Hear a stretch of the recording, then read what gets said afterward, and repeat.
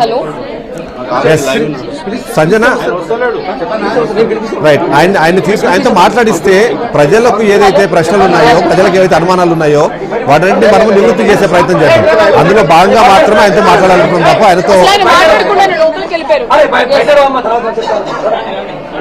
అక్కడున్న పేరెంట్స్ కానివ్వండి, అక్కడున్న చాలా మంది ప్రజలు చూస్తున్నారు, లక్షలాది మంది వ్యూవర్స్ చూస్తున్నప్పుడు చాలా ప్రశ్నలు ఉన్నాయి, చాలా అనుమానాలు ఉన్నాయి వాళ్ళకి. ఆ ప్రశ్నలకు సమాధానం చెప్పాల్సిన బాధ్యత ఆయనకు ఉంటుంది. ఆ సమాధానాలు చెప్పిన తర్వాత ఆయన వదిలేస్తాం. ఆయనతో మనకేమి ప్రత్యేకంగా ఎలాంటి కోపం కానివ్వండి, ఆయన మీద ఎలాంటి ఇబ్బంది ఏమి మనకు లేదు. ఆ విషయం చెప్పండి. ఎస్, బట్ ఆయన అయితే సమాధానం చెప్పకుండానే లోపలికి వెళ్ళిపోయారు. ఇప్పటి వరకు స్టిల్ ఇక్కడ జాయిన్ 15 days అవుతుందంటే బట్ ఐడి కార్డ్ కూడా లేదు. ఇప్పుడు ఆయన ఉన్నారు అక్కడ, ఆయన ఐడి కార్డ్ లేదు. ఇప్పుడు చాలా మంది పేరెంట్స్ అక్కడికి వచ్చారు. అక్కడ ఆయన ఏదైనా తప్పు చేసి ఆ తప్పుని ఆ పేరెంట్స్ మీదకి వేస్తే ఎవరు రెస్పాన్సిబుల్? ఆ విషయానికి సమాధానం చెప్పండి. వాళ్ళు సెక్యూరిటీ అంటున్నారు, నేను చూస్తున్నా వితౌట్ యూనిఫామ్ ఐడి కార్డు చాలా రోజుల నుంచి ఉంటున్నాడు. 15 days అని అంటున్నారు. సెక్యూరిటీ గార్డ్ కాదు, ఎవరు కాదు, మేబీ కరెస్పాండెంట్ ఎవరో పిఎనో ఎవరో ఉంటారు. సో ఆయన డ్రైవర్ అయి ఉండొచ్చు, మేబీ చాలా రోజుల నుంచి ఉంటున్నాడు ఆయన. కానీ ఇప్పుడు కొత్తగా ఏం చెప్తున్నా అంటే నేను కొత్తగా జాయిన్ అయినా అంటే ఇప్పుడు తను ఏమైనా చేశారనుకోండి, ఇల్లీగల్ యాక్టివిటీ చేస్తే ఎవరు రెస్పాన్సిబుల్? పేరెంట్స్ లానే ఉన్నారు, తను సివిల్ లో అలా జరుగుతుంది కదా. కానీ వాళ్ళు రెస్పాన్సిబుల్ తీసుకొని వాళ్ళు కనీసం సమాధానం చెప్పకుండా పర్సన్ ని లోపలికి తీసుకెళ్లారు. అలానే జరుగుతుంది. ఏం చేసాం మేనేజ్మెంట్ లోపల ఉండి బాగా బయటికి వచ్చి సమాధానం చెప్పలేక లోపల ఉంటుంది. చెప్పట్లేదు. ఫర్దర్ యాక్షన్ మేము ఇంకా హైయర్ ఆఫీసర్స్ కు, డిఈఓకు, ఎంఈఓకు కంప్లైంట్కి వెళ్తాం. సుదర్శన్ రెడ్డి కాల్ చేశారు, ఎవరైతే నాయుడు ఉన్నారో అని కాల్ చేశారు. ఎవరైతే అగ్రీ చేయలేదో వాళ్ళకి మండే కన్విన్స్ చేసే ప్రయత్నమా? అగ్రీ చేయని వాళ్ళతోనే మాట్లాడతామంటున్నారు. At least we have to discuss with him like Monday either whatever it is rate discuss చేసినాక if they agree we are okay, if they are not agree we are going for the higher authority. So ఎవరైతే ఇష్టం లేదనుకున్నారు, agree చేయమన్నారు, టీసీస్ తీసుకుని వెళ్ళిపోమన్నారు, మరి పిల్లల studies ఏం కావాలి? అట్లా ఉండదు కదా. టీసీ తీసుకొని వెళ్ళిపో అంటే అది అలా ఉండదు కదా. We have to go government దగ్గరికి వెళ్తాము, డిఓ దగ్గరికి వెళ్తాము, ఎంఈఓ దగ్గరికి వెళ్తాము, మేము కంప్లైంట్ చేసి వెళ్తాము. Hello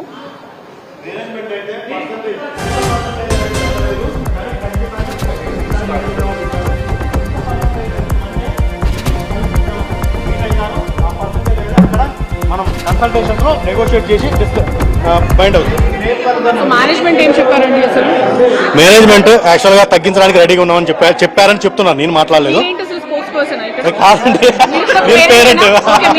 thank you. Spokes person లాగా కనపడ్డా నేను. మేనేజ్మెంట్ ఇప్పుడు ఇన్ఛార్జ్ ఉన్న జనార్దన్ నాయుడు సార్ మాట్లాడారు. మేనేజ్మెంట్ రెడీగా ఉందని చెప్పారు. పర్సంటేజ్ అనేది ఎంతనే చెప్పలేదు కానీ ఖచ్చితంగా తగ్గిస్తామని చెప్తున్నారు. మండే ఈవినింగ్ 5 to 7 ఫిక్స్ చేశారు, టైం ఫిక్స్ చేశారు, షెడ్యూల్ చేశారు. ఆ టైంలో వచ్చిన తర్వాత ఆ కన్సల్టేషన్ చర్చల్లో భాగంగా ఎంత పర్సంటేజ్ అనేది అప్పుడు డిసైడ్ చేస్తామని చెప్పారండి. 10% మేము అగ్రీ అయిన 10% కి ఫిక్స్ అయి ఉన్నాం. మాక్సిమం 10% కి ఫిక్స్ అయ్యాం. ఎస్, అయితే ఇప్పుడు ఎంత తగ్గిస్తామనేది ఒక డేట్ అయితే ఇస్తున్నారు. గతంలో ఇలాగే డేట్ ఇచ్చి ఇవాళ ఏదో ఒక కారణం చెప్పి వాళ్ళ పోస్ట్పోన్ చేశారు. ఎల్లుండి పోస్ట్పోన్ చేయరు అన్నది గ్యారంటీ ఏంటి? డేట్ కాదు, వీళ్ళందరూ అయితే మనం చూసుకుంటే వీళ్ళందరూ అయితే 10%. ఎస్ ఇప్పుడు అదే క్వశ్చన్ నడుస్తోంది. ఇప్పుడు బేసిక్ గా వీళ్ళందరూ అయితే 10% అన్నారు, బట్ మేనేజ్మెంట్ అయితే మండే వరకు టైం ఇచ్చింది. సో ఎంత పర్సెంటేజ్ తగ్గిస్తారనేది క్లారిటీ ఇవ్వలేదు, బట్ పర్సెంటేజ్ అయితే తగ్గించే దిశగా అయితే వాళ్ళు ప్రయత్నం చేస్తున్నారు. బట్ అది కూడా జస్ట్ చేతి తుడుపు చర్యలానే అనిపిస్తోంది. కాజ్ వీళ్ళందరికీ ఒక క్వశ్చన్ మార్క్ ఉంది. ఆల్రెడీ ఇప్పటికి 5 times ఇలాగే మీటింగ్ పెట్టారు, బట్ మీటింగ్ లో కూడా ఎటువంటి రెస్పాన్స్ లేదు. మీటింగ్ లో రెస్పాన్స్ లేకపోవడం వల్ల ఈ రోజు వీళ్ళు రోడ్ ఎక్కారు. సో 40%, 50% నుంచి వీళ్ళు 10% అడుగుతున్నారు. మరి తగ్గిస్తారా లేదని క్వశ్చన్ మార్క్. సో అది ఎంత వరకు క్లారిటీ అనేది ఇంకా ఇవ్వలేదు. సో ఇప్పటికైతే కొద్దిమంది ఆ ఫీజు పెంపుని యాక్సెప్ట్ చేస్తూ సంతకాలు పెట్టారు. ఇప్పుడు మరొకసారి వీళ్ళు చెప్తున్నది కొద్దిమంది మాత్రమే సంతకాలు పెట్టలేదని. కానీ వాటిని ఎగ్జాంపుల్ గా చూపించి వీళ్ళని ఫోర్స్ చేస్తే పరిస్థితి ఏంటి? ఆ పేరెంట్స్ ఒకసారి ఆ ప్రశ్న అడిగే ప్రయత్నం చేయండి.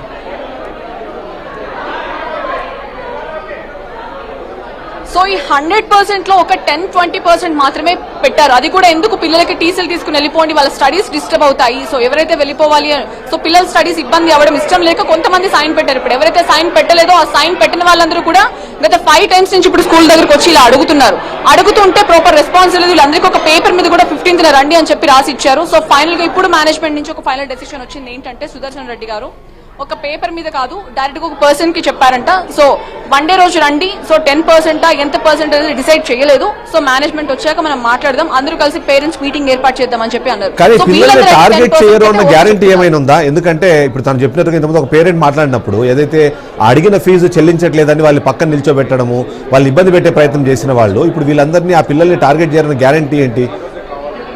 సో సో ఇంత ఇబ్బంది, అవును. సో ఇదే క్వశ్చన్ ఇక్కడ అందరికీ రైజ్ అవుతుంది. మరి కొంతమంది అయితే మాకు ఇప్పుడే కావాలి, ఇమీడియట్ గా ఈవినింగ్ వరకు మేము ఇక్కడ వెయిట్ చేస్తాము, మండే వరకు మేము వెయిట్ చేయము, మళ్ళీ మాట మారిస్తే మా పరిస్థితి ఏంటి, మా పిల్లల చదువులు ఆగిపోతాయి, మళ్ళీ మధ్యలో స్కూల్ మేము చేంజ్ చేయలేము కదా అని చెప్పేసి కూడా కొంతమంది పేరెంట్స్ డిమాండ్ చేస్తున్నారు. సో ఇప్పుడు అదే గొడవ నడుస్తోంది.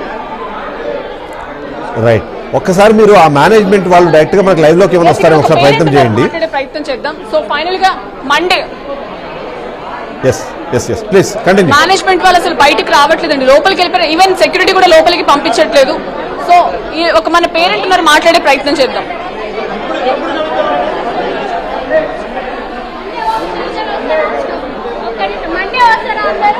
ఎక్స్క్యూజ్ మీ, మండే అన్నారు కదా, మేనేజ్మెంట్ ఒక ఫైనల్ డెసిషన్ చెప్పింది. సో మండే రండి, ఎవరైతే అగ్రీ చేయలేదో వాళ్ళకి ఫీజు తగ్గింపుకు సంబంధించి సో మీరు అగ్రీ చేస్తారా? అగ్రీ అంటే అందరూ శనివారం అంటే కొంచెం కుదిరిద్దండి. ఇప్పుడు ఆల్రెడీ ఈ రోజు లీవ్ పెట్టి వచ్చారు, వాళ్ళు ఆల్రెడీ ముందే మెన్షన్ చేస్తారు 15th రండి అని చెప్పేసి. అంటేనే ఈ రోజు లీవ్ పెట్టి చాలా మంది వాళ్ళ ఇంట్లో పనులు వదిలిపెట్టుకొని జాబ్స్ వదిలిపెట్టుకొని వచ్చారు. కానీ ఇలాంటి టైంలో వచ్చేసి ఇప్పుడు వచ్చేసి మండే రండి అంటే రోజు తిరగడానికి అందరికీ పనులు ఉంటాయి, దూరం నుంచి వస్తున్న చాలా మంది పేరెంట్స్ కి ఇబ్బంది కావట్లేదండి. ఇప్పుడు ఒకసారి అంటే ఏమో అనుకోవచ్చు, ఇప్పటికీ 5 times అవుతుంది దగ్గర. ఆ 5 times నుంచి కూడా మీరు ఏదో ఒకటి చెప్పుకుంటూ లాస్ట్ వీక్ అయితే మాకు మెన్షన్ చేయడం అయితే 15th రండి అని చెప్పారు. మెన్షన్ చేసినప్పుడు ఆ రోజు రావాలి, వాళ్ళు మాటిచ్చిన దాని ప్రకారం. అలాంటప్పుడు ఇవ్వద్దు. ఇంతమంది వచ్చాక నాకు కుదరదు, మాకు షాపింగ్ ఉంది, పని ఉంది, ఫంక్షన్ అంటే మేము అగ్రీ చేయలేము పరిస్థితి. ఎందుకంటే అందరం పేరెంట్స్ ఒక్కటే మాట మీద ఉందాం అనుకుంటున్నాం కాబట్టి. ఎలా నమ్ముతామండి? ఆల్రెడీ మేము ఫీజు ఈ స్కూల్లో జాయిన్ చేసినప్పుడు 5 to 10% పెంచుతామన్నారు ఫీజు. ఒకేసారి 30%, 40% పెంచితే మేము ఎలా నమ్మగలుగుతాము? ఇప్పుడు ఒక మాట చెప్పగానే నమ్మడానికి మేము 10% ఒకే మాట మీద ఉందామంటున్నారు. 10% అంటే ఓకే అగ్రీ చేస్తారేమో మేబీ. ఎందుకు అంటే సరే వీళ్ళు 30%, 40% పెంచారు కాబట్టి తప్పదు, ఇంకా ఏంటి అని తప్పదు కాబట్టి వాళ్ళు అగ్రీ చేస్తారు. ఇష్టంగా అయితే ఎవరు అగ్రీ చేయరండి. బట్ కనీసం 10% అంటే కొంచెం మనకు వాళ్ళ మీద బర్డెన్ తగ్గిస్తుంది అనే ఒక ఉద్దేశంతో మాత్రమే మేము అనుకుంటున్నాం. ఇంపాక్ట్ పడిద్ది కాబట్టి మేనేజ్మెంట్ తో మాట్లాడాలి, నిదానంగా కాముగా అయిపోయి చేసుకోవాలని మేము ట్రై చేస్తామండి. కానీ వాళ్ళు ఏమి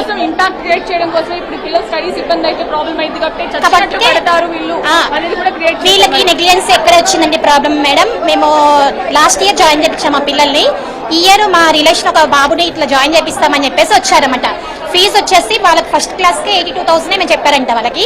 అయితే వాళ్ళు మాకు ఫోన్ చేసి ఎలా ఉంటుంది స్కూల్, ఓకేనా, ఫీజు ఏమో హైవేగా ఉంది ఓకేనా అని అడిగితే మాకు యాక్చువల్గా మా పాప 76,000, బాబు 78,000, 7th to 6th క్లాస్ అవుతున్నారు. సో వాళ్ళకే లేదు 82,000 మీకు ఎలా పెంచారు అలా అని అనుకున్నాము. కాకపోతే మేము ఏమనుకున్నాం అంటే పోనీ ఒకవేళ గ్రౌండ్ కనుక పెంచారు కాబట్టి ఏమన్నా న్యూ జాయినింగ్స్ కి అలా పెంచారేమో అనుకున్నాము. కానీ స్మాల్ డౌట్ మాత్రం అలా ఉండిపోయి మేము మా హస్బెండ్ వచ్చేసి ఈ క్వశ్చన్ రేజ్ చేశారు. స్టాఫ్ ఇక్కడ రిసెప్షనిస్ట్ వాళ్ళని అడిగితే ఉంది సార్ అందరికీ పెంచారు అని చెప్పారన్నమాట. అప్పుడు అలా ఎలా పెంచుతారు, నేను మేనేజ్మెంట్ తో మాట్లాడాలని మా వారు అడిగారు. అడిగితే ఒక లెటర్ రాసి పెట్టండి అని చెప్పేసి ఒక లెటర్ ఇచ్చారంట.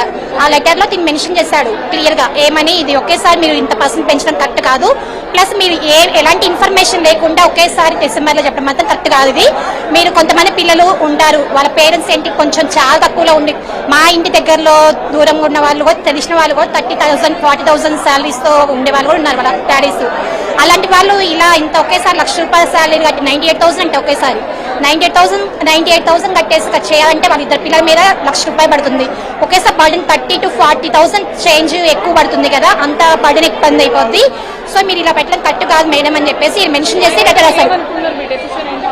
అప్పుడు లెటర్ రాసినప్పుడే ఒకటే చెప్పారు మేడం, ఇన్ఫ్రాస్ట్రక్చర్ మేము ఈసారి చేంజ్ చేస్తాము, సో దట్ మీరు కోఆపరేట్ చేయండి అని సింపుల్ గా ఒక సైన్ పెట్టండి. ఆ రోజే మాకు బాధ అనిపించింది, ఇలా చెప్పడం కరెక్ట్ గా అని, కొంచెం నెగ్లెక్ట్ చేస్తున్నారు అని మాకు అర్థమైపోయింది. కానీ మేము ఒక్కలమే అయ్యాము కాబట్టి మేము అప్పుడే మాట్లాడలేకపోయాము. కానీ ఇప్పుడు ఎప్పుడైతే మన పేరెంట్స్ మీటింగ్ జరిగినప్పుడు కూడా ఏం చెప్పలేదు. పేరెంట్స్ మీటింగ్ అయిపోయాక ఒక చిన్న లెటర్ మీద ఇట్లా ఫీజు పెంచాము, ఫీజు నెక్స్ట్ ఇయర్ ఫీజు ఇంత, సో ఫస్ట్ టైం వచ్చేసి మార్చిలో కట్టాలి అని చెప్పేసి మెన్షన్ చేశారు. సో దట్ అందరి పేరెంట్స్ అప్పుడు తెలిసింది అది కరెక్ట్ కాదు కదా, డిసెంబర్లోనో నవంబర్లోనో చెప్పేవాళ్ళు. చెప్పడం కూడా లేట్ చెప్పారు, ప్లస్ మళ్ళీ ఫెబ్రవరి చెప్పారు. ఇప్పుడు ఎవరైనా కానీ ఇప్పుడు వేరే స్కూల్లో పోవాలి అంటే డొనేషన్ కంపల్సరీ. ఆ డొనేషన్ కట్టాలంటే కట్టలేకనే కదా వీళ్ళంతా ఇక్కడ ఉండిపోయింది. మళ్ళీ ఇప్పుడు మీ డొనేషన్ మందా మీరే పెంచుకుంటూ పోతే మేము కట్టాలనే పరిస్థితులు లేరు కదా. చాలా మంది అందరూ తక్కువలో ఉన్న వాళ్ళు ఉన్నారు, ఎక్కువలో ఉన్న వాళ్ళు ఉన్నారు. ఎక్కువలో ఉన్న వాళ్ళు ఒక మేనేజ్ చేస్తారేమో, అందుకే వాళ్ళు కొంతమంది రాలేకపోయారేమో. మరి తక్కువలో ఉన్న వాళ్ళు తట్టుకోలేకనే వచ్చారు కాబట్టి మీరు కొంచెం రియాక్షన్ తీసుకోవాలి. కానీ మేడం మాత్రం ఏమన్నా రెస్పాన్స్ కాకుండా ఇలా మాకు ఫంక్షన్ ఉంది, మాకు టైం లేదు అని చెప్పడం మాత్రం కరెక్ట్ కాదనిపిస్తుంది మాకు. ఇలా చెప్పి మళ్ళీ ఇప్పటికీ ఇంతకీ మార్నింగ్ మేము ఎప్పుడో 8:30కి వచ్చామండి. చిన్న పిల్లని వేసుకొని వచ్చిన వాళ్ళు కూడా ఉన్నారు పేరెంట్స్. అలాంటి వాళ్ళు కూడా ఇంతసేపు పే చేయించి మా కాళ్ళు వచ్చేలాగా, ఆకలి అవుతున్నా, టాయిలెట్ వస్తుంది, అందరూ ఎంత ఇబ్బంది పడుతున్నారో వాళ్ళు లేడీస్ చాలా మంది ఉన్నారు. అంత ఇబ్బంది పెట్టుకుంటా మీరు ఒక లేడీస్ అయి ఉండి, ఒక పేరెంట్ అయి ఉండి అలా మాట్లాడడం అట్లా కరెక్ట్ కాదని మాకు అనిపిస్తుంది. కానీ మీరు ఏదైనా వచ్చి డైరెక్ట్ గా వచ్చి మాట్లాడిపోతే బాగుంటుందని మేడంని మేము అనుకుంటున్నాం. కానీ మండే రాండి అని చెప్పేసి అంటున్నారు, కానీ ఈ మండే వచ్చేది ఇప్పుడు చాలా మంది ఇప్పుడు ఇవాళ లీవ్ పెట్టారు, మళ్ళీ మండే పెట్టాలంటే కష్టం కదండి. సో ఇది కరెక్ట్ కాదని మా డెసిషన్, మేమైతే అగ్రి కాం. సో మొత్తానికి మనం చూసుకున్నట్టుగా పేరెంట్స్ చెప్తున్నారు. సో ఏదైతే మీరు డెసిషన్ తీసుకున్నారో అది మేనేజ్మెంట్ వచ్చి డైరెక్ట్ పేరెంట్స్ తో మాట్లాడాలని చెప్పేసి ఆల్రెడీ మార్నింగ్ 8 నుంచి, సో పనులన్నీ మానుకుని కూడా 8 నుంచి వచ్చి ఇక్కడ రోడ్డు మీద కూర్చుని వీళ్ళు ధర్నా చేస్తున్నారు. చిన్న పిల్లల్ని కూడా తీసుకుని వచ్చి, అయితే సో చిన్న పిల్లల్ని కూడా పెట్టుకుని వీళ్ళు ధర్నా చేస్తున్నప్పుడు మేనేజ్మెంట్ ప్రాపర్ రెస్పాన్స్ ఇవ్వట్లేదు. మేమైతే ఇక్కడ వాళ్ళ బాధ చాలా క్లియర్ గా కనిపిస్తుంది. ఎలాంటి ఇంటిమేషన్ లేకుండా ఫీజు హైక్ చేసేసి ఆ తర్వాత సమాచారం ఇవ్వడం కానివ్వండి, ఆ ఏదైతే స్పోర్ట్స్ ఇన్ఫ్రాస్ట్రక్చర్ డెవలప్ చేశామని చెబుతున్నారో ఆ స్పోర్ట్స్ ఇన్ఫ్రాస్ట్రక్చర్ డెవలప్మెంట్ వాళ్ళకి ఇంకొక ఆదాయ వనరుగా మారింది తప్ప పిల్లలకు భవిష్యత్తుకి ఎలాంటి అడ్వాంటేజ్ క్రియేట్ చేయట్లేదు అనేది వాళ్ళ నుంచి అర్థమవుతుంది. దానిపైన ఎవరితో మాట్లాడించండి ఒకసారి. అవును, తప్పకుండా. మీరు కూడా పేరెంటేనా? సో ఇక్కడ స్పోర్ట్స్ తీసుకున్నారు. సో దాని మీద మీ కామెంట్ ఏంటి? అసలు పెంచడం వల్ల అసలు స్టూడెంట్స్ కి యూజ్ ఏంటి అసలు? కాదండి, వీళ్ళు ఇన్ఫ్రాస్ట్రక్చర్ పెంచాము, 3 crores పెట్టి మేము స్పోర్ట్స్ ఇన్ఫ్రాస్ట్రక్చర్ పెంచామని చెప్పిన తర్వాత మా స్టూడెంట్స్ కి దాంట్లో ఎలాంటి కన్సెషన్ ఇవ్వట్లేదు. ఎవ్రీ మంత్ బ్యాడ్మింటన్ కి, స్కేటింగ్ కి, తర్వాత క్రికెట్ కోసం దానికి సపరేట్ మళ్ళీ పే చేస్తున్నాం దానికి. అలాంటప్పుడు మరి మాకేం యూటిలైజ్ అవుతుందండి మీరు పెట్టిన 3 కోట్లు? సో అలాంటప్పుడు మేము ఈ ఫీ స్ట్రక్చర్ అనేది తగ్గించాలని కంపల్సరీ డిమాండ్ చేస్తున్నామండి. ఇప్పుడు ఆల్రెడీ మేనేజ్మెంట్ ఒక డెసిషన్ రిలీజ్ చేసింది, అంటే మాట్లాడుతున్నాను అని చెప్పేసి. మీరందరూ ఒక మాట మీద ఉన్నారు, 10% అయితే ఓకే, ఇఫ్ మేనేజ్మెంట్ వచ్చి కన్విన్స్ చేస్తే మీరు అగ్రీ అవుతారు. ఇప్పుడు ఆల్రెడీ కొంతమంది పే చేశారు, అది అఫోర్డ్ చేయగలిగిన వాళ్ళు పే చేశారు. పే చేయలేని వాళ్ళ పరిస్థితి ఏంటి? అది మాకు తెలియాలండి. మేమైతే ఇక్కడ ఉన్న వాళ్ళం అయితే మేము బిలో 10%, 10% వరకు యాక్సెప్టబుల్ అంటున్నారు. 10% వరకు అయితే మేము పే చేయగలుగుతాం. అంత మించి అయితే 1% మేము పే చేయలేమండి. అది మేము చేసే డిమాండ్ కూడా అంతా కూడా పే చేయలేకపోతే మీ పిల్లలు టీసీలు తీసుకొని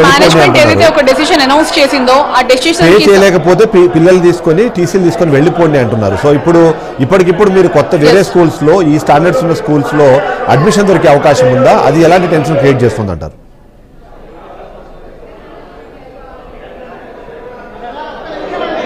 మనం చూసుకున్నట్టు మీరు పే చేయమంటున్నారు కదా, సో పే చేయని పరిస్థితుల్లో టీసీ తీసుకుని వెళ్ళిపోమంటున్నారు. ఇప్పుడు టీసీ ఎలా తీసుకుని వెళ్ళిపోతామండి? మరి అదే మరి చెప్పండి, టీసీ తీసుకుని వెళ్ళిపోమంటున్నారు. ఇప్పుడు ఇలాంటి స్కూల్స్ లో మళ్ళీ అడ్మిషన్స్ దొరికే ఛాన్సెస్ ఉన్నాయా అసలు? ఇప్పుడున్న పరిస్థితుల్లో దొరకదండి.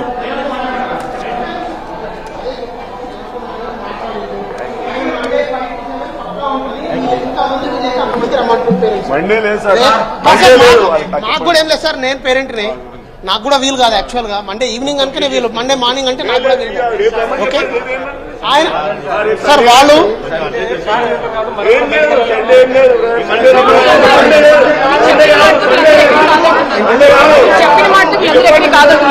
వాళ్ళు అగ్రి కాకపోతే నేను కూడా అగ్రి కాకపోవచ్చు మేడం. వాళ్ళు చెప్పేది అనుకో, నేను పేరెంట్ గానే మాట్లాడుతున్నా. ఇప్పుడు ఏంటంటే వాళ్ళు ఇప్పుడు రావడానికి రెడీగా లేరు, వాళ్ళు వేరే పనులలో ఉన్నారు. పోలీస్ వాళ్ళు ఉన్నారు, మేమున్నాం, మీరున్నారు, అంతమంది ఉన్నారు. ఈ రోజు వీళ్ళందరూ లీవ్ ఫైల్ పెట్టుకుని వచ్చారు. I'm not a part of management. Let me make it clear. నేను పేరెంట్నే, నాకేం దీంట్లో ఒక రూపాయి వచ్చేది కాదు. ఆయన మాట్లాడింది విని నన్ను చెప్పమంటే నేను చెప్తున్నాను.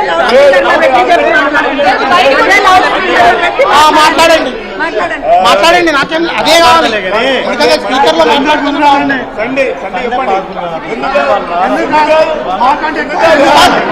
మీరు మేము ఒకటే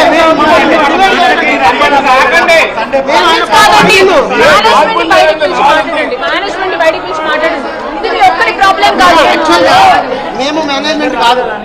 నేనేమంటున్నా, మీరు ఒక్కరు కన్విన్స్ అయితే కాదు కదా. ఇంతమంది ఉన్నారు, బయటకు వచ్చి మాట్లాడమనండి.